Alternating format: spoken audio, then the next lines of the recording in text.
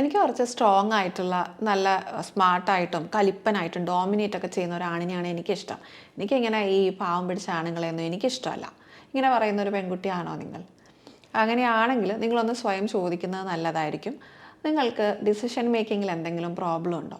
അല്ലെങ്കിൽ നിങ്ങൾ എടുക്കുന്ന ഡിസിഷൻ്റെ കോൺസിക്വൻസ് അല്ലെങ്കിൽ അതിൻ്റെ ഉത്തരവാദിത്തമൊക്കെ എടുക്കാൻ നിങ്ങൾക്ക് പേടിയുണ്ടോ? നിങ്ങൾക്ക് പൊതുവേ ആളുകളോട് നോ പറഞ്ഞ് നിൽക്കാൻ പേടിയുണ്ടോ? അപ്പോൾ ഇതിനൊക്കെ വേണ്ടിയിട്ടാണോ നിങ്ങളൊരു കലിപ്പന ആളെ വേണം എന്ന് പറയുന്നത്? സോ ദാറ്റ് അയാൾ നമുക്ക് വേണ്ടി നോ പറഞ്ഞോളും, അയാൾ നമുക്ക് വേണ്ടി ഡോമിനേറ്റിംഗ് ആയിക്കോളും, അയാൾ നമുക്ക് വേണ്ടി ഡിസിഷൻസ് എടുത്തോളും. അപ്പോൾ അങ്ങനെ വരുമ്പോൾ അതിൻ്റെ കോൺസിക്വൻസിൻ്റെ ഉത്തരവാദിത്വവും അവർ തന്നെ എടുത്തോളുമല്ലോ. അപ്പോൾ അങ്ങനെയാണെന്നുണ്ടെങ്കിൽ അത് കാണിക്കുന്നത് നിങ്ങളുടെ ഇൻസെക്യൂരിറ്റീനല്ലേ?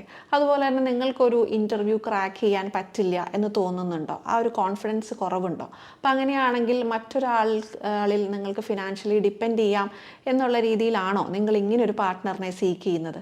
അങ്ങനെയാണെങ്കിൽ ഇന്നത്തെ കാലഘട്ടത്തിൽ ശരിക്കും നമ്മൾ നമ്മളുടെ പേഴ്സണൽ ലെവലിൽ വർക്ക് ചെയ്തിട്ട് നമ്മൾ ഓക്കെ ആയതിനു ശേഷം മാത്രമല്ലേ നമ്മൾ മറ്റൊരു പാർട്ട്ണറിനെ നമ്മുടെ ലൈഫിലേക്ക് കൺസിഡർ ചെയ്യേണ്ടത്? ഒന്ന് ആലോചിച്ച് നോക്കുക.